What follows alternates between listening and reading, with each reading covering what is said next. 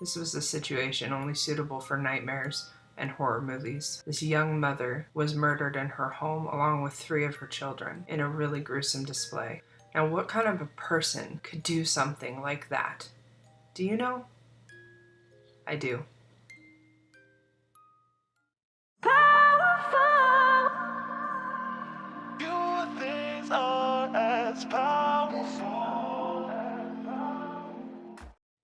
If you're new here, welcome. My name is April Hardy. On this channel, we talk about things related to domestic violence. We're moving towards talking a lot more often about intimate partner homicide, though, lately, because it is an end to domestic violence that happens far too often. If you're not new, welcome back. Thank you for joining me. I believe this morning we were at 99 subscribers, so I look forward to hitting that 100 mark.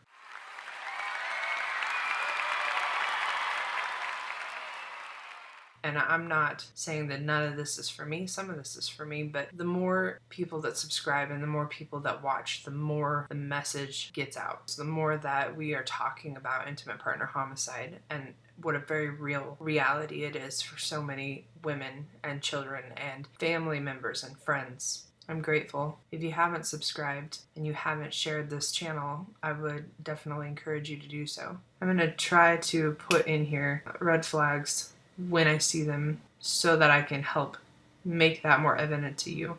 I hope that you're paying attention. I hope that you guys watch this all the way through and don't stop at the first couple of minutes, because while you get the tribute, which is good and important, I'm not even worried about you getting the story necessarily, but within the story, that's where you find those red flags. And the more of these that you watch and the more red flags that we point out, the more you will be able to identify them in your life. And hopefully, I will not be doing a report on you at some point in the future, because you're going to know. You're going to be empowered. You're going to know that you deserve better than this. Let's get to today's story. This week I'm going to start with the obituary tribute part first, and then we'll get into the story of what happened. Sarah Nicole Zent, I believe she went by Nicole, from Fort Wayne, Indiana, was 26. She passed away on Wednesday, June 2nd, 2021, in her home along with 3 of her children, Carter, Ashton, and Aubrey. Sarah was born April 29th, 1995 in Fort Wayne, Indiana. She was a loving mother, daughter, and granddaughter. Sarah is survived by a son, a daughter, and several other family members.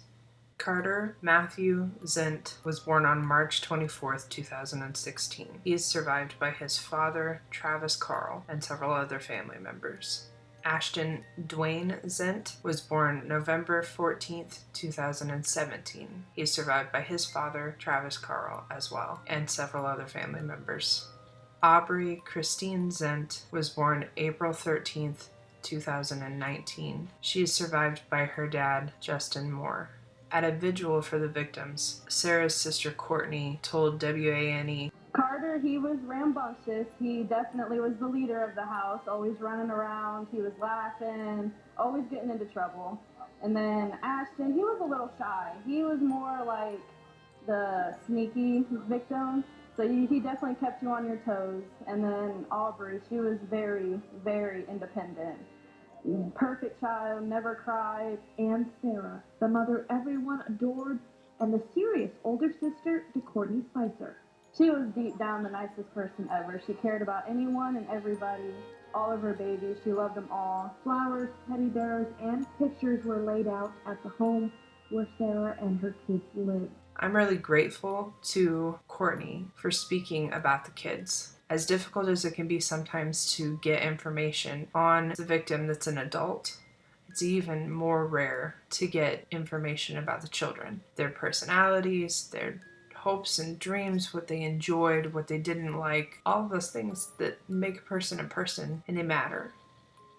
So thank you for being brave and bold and willing to share a little bit of them with the rest of us. So let's get into what happened. Fortunately, in this case, there was media on this guy, so I was able to look a little bit and find a little bit more information. So we're going to start before the murder, which is where it always starts anyway, but we often don't have information on that that's made available, at least not where I can get to it. So All that was reported in the news articles about the murders that happened were that Cohen Bennett Hansberry, I believe is how you say his name, who's currently 21, was sentenced to 6 years in prison in February after being convicted for robbery. And the judge at that time allowed him to serve those 6 years in house arrest instead of being in a lockup facility. He then allegedly escaped his house arrest on April 20th, and that's what was given. And that was not given in all of the different articles. It was given very limitedly, but I was able to look stuff up more. So in further investigation, I found that in 2019, when he was only 19 years old, he held up someone identified as his friend at gunpoint. He held them at gunpoint and robbed them. He told his friend that he would shoot him in the head and throw his body in a ditch if he didn't give him his wallet. He said that he was doing it because he had a baby on the way. Because all good, responsible parents go out and rob their friends to get money to take care of their children. He then watched as another friend who was in the car with him beat this friend in the face and then threw him out of the car, and the two drove off together. That was the interaction that he was arrested for $400, which was what he took out of this friend's wallet. He held somebody at gunpoint and told them that he would kill them, and then sat there in the driver's seat while somebody else beat his friend in the face repeatedly. That is a very interesting early adulthood type of an interaction.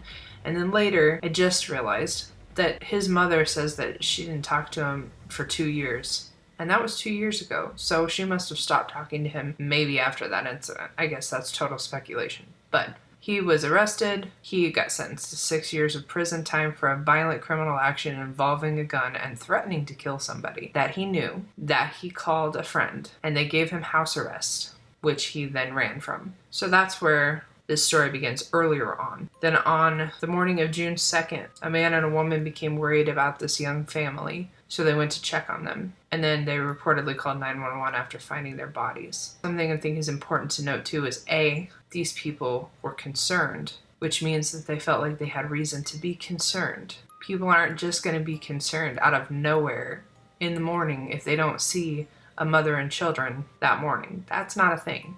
So there was red flags for these people, and I'm pretty sure for Nicole also. What these people found, and also then the police reported that they found, were the children were laying face down in a bed in a downstairs bedroom. The Allen County Coroner's Office identified the children as 5-year-old Carter, 3-year-old Ashton, and 2-year-old Aubrey. Autopsies later determined that each of the children died from multiple stab wounds, and their deaths were ruled as homicides. One news article mentioned that their throats were cut as well, like the children's and the mom's. The other articles didn't say that, but there was a lot of inconsistencies on this story from one article to the next, or one type of media to the next. But I do believe that from the probable cause affidavit, it said that there were significant injuries to their necks from being inflicted with a sharp object. So it may be that they just speculated that.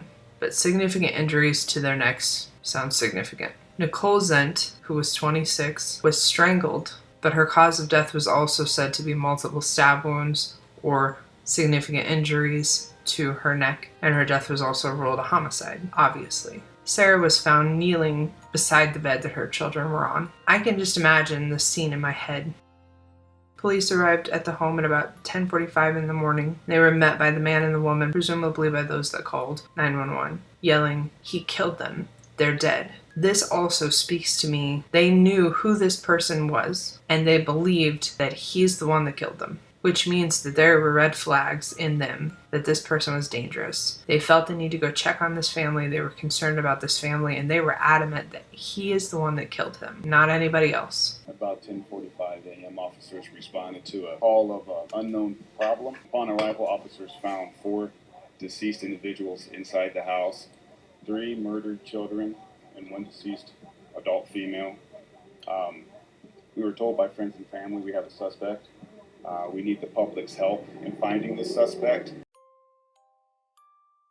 Whenever you come across murdered kids, I mean, that's going to be gruesome in and of itself. Detectives reviewed video surveillance cameras at a nearby school, and they were able to see that there were lights on in the home from 4:22 a.m. until about 5:42 a.m. This dude was seen leaving the house early that morning and stealing a black Ford pickup truck. Surveillance footage confirmed that he had been in the home in the first place on the day that the murders occurred, and also that no one else was seen entering or leaving the home besides him. A witness told police that he had given Sarah permission to use his black Ford pickup truck anytime that she needed it, and that this guy took it without permission, listed as stealing it. Detectives then spoke with his biological mother, who said that she hadn't spoken with her son in 2 years, but that he randomly called her at 12:30 that morning to wish her a happy birthday. And then she said that he showed up at her home around 6:15 in the morning, talking and acting crazy,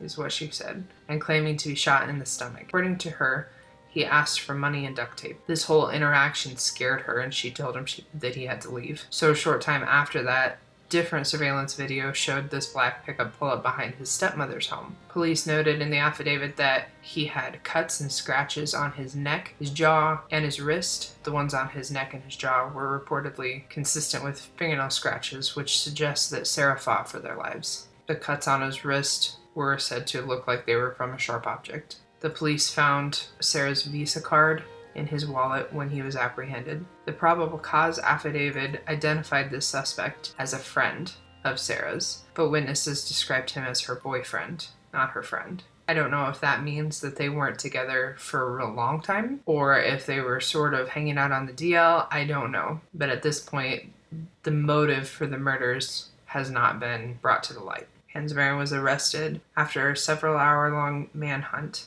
in which the police involved the public and asked the public to help them catch this guy. He was apprehended 100 miles away from where the murders happened, in an apartment building. Now, just a little bit ago, any of the neighbors out here, they were cheering and beeping their horns, chanting, "We got him, we got him."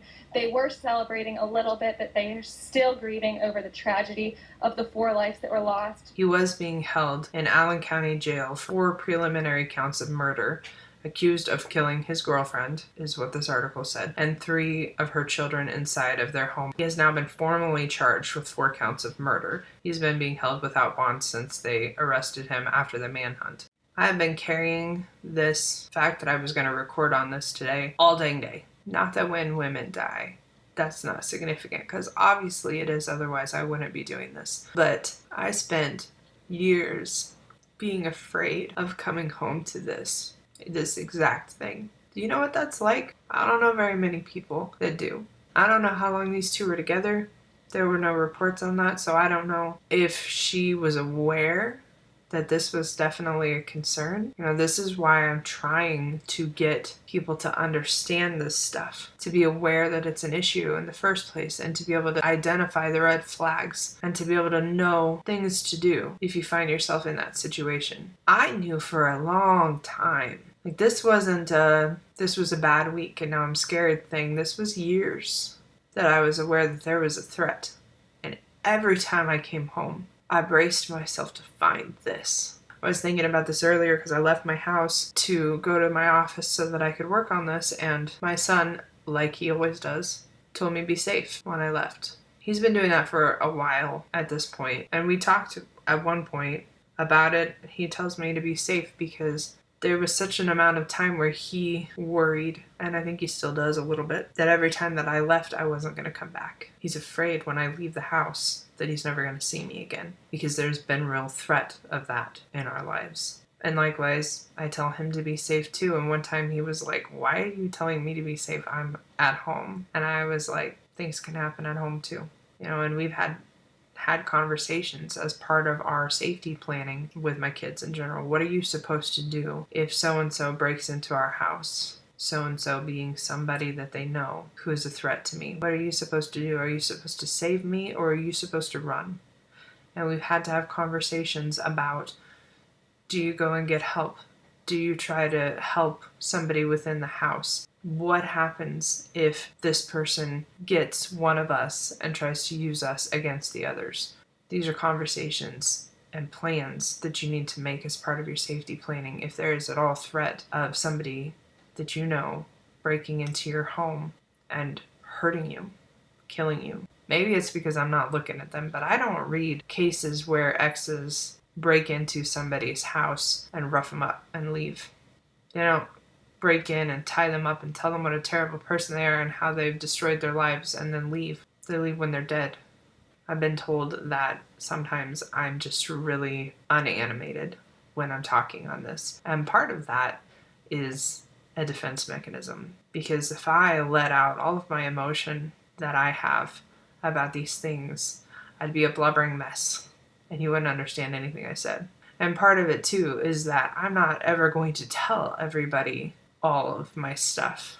It's not going to happen because it puts me in danger and it puts my kids in danger. I give safety plans and I give much safety advice in my book in case I'm murdered for people to use, but I don't put in there everything that I do, everything that I've done, all of the different things that I use, because I gotta keep some things that are just safe for us. I wouldn't publicize that stuff. Likewise, I don't publicize everything about my abusers, and I'm not going to, because that puts us in danger. But we live with this constant danger.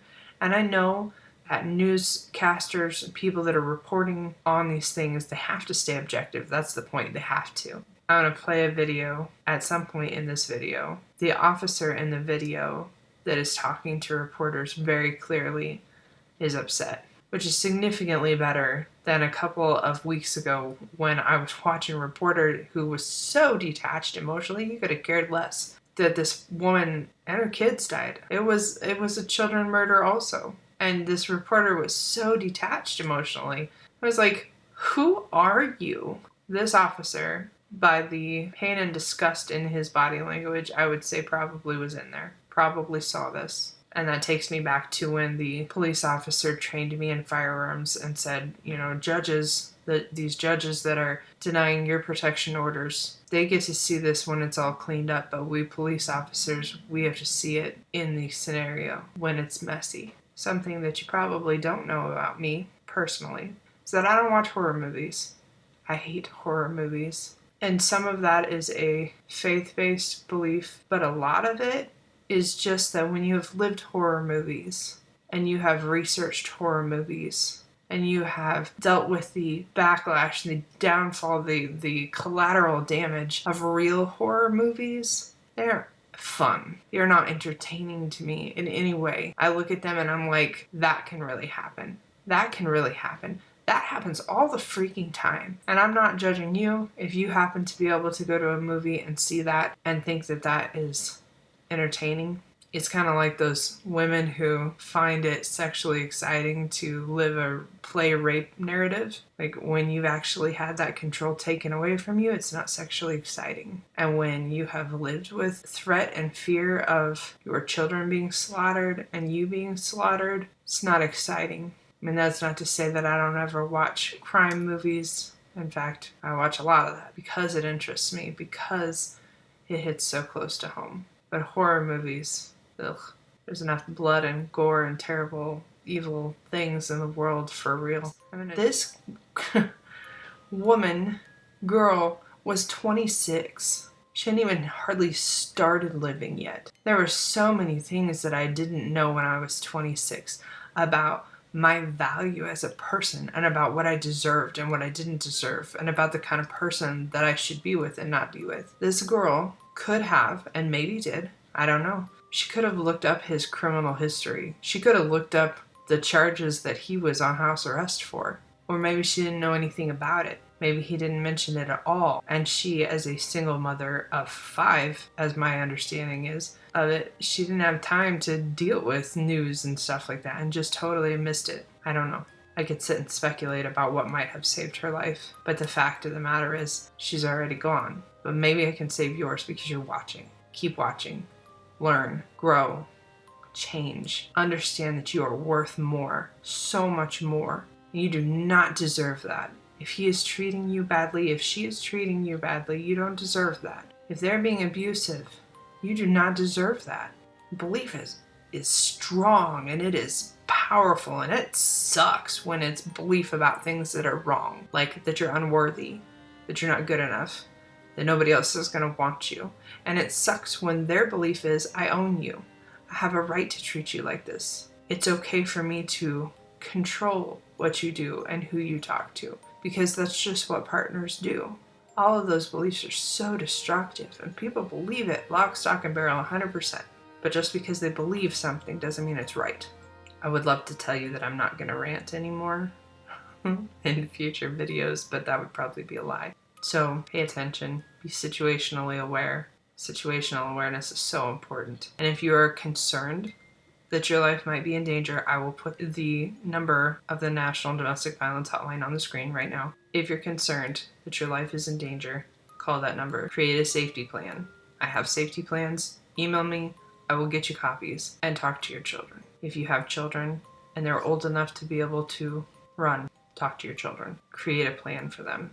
Can they get out of this window? Should they go to this door? If somebody's at this door, should they go to that door? Where can they go if they need to run from your house in the middle of the night? Where is a safe place for them to go? How do they get there? What's the route that they should take?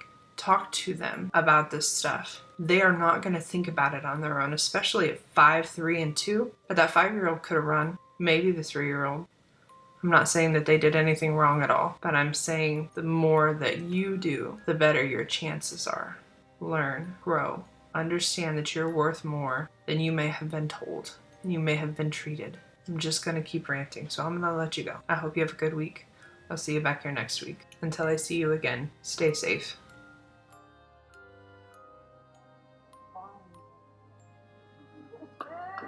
Beautiful. I did not expect all these people to show up. I read 200, and there's definitely way more than that here, and it's amazing. Hundreds gathered at the corner of Gay and McKee to remember and honor Sarah Zent and her 3 children who were killed on Wednesday.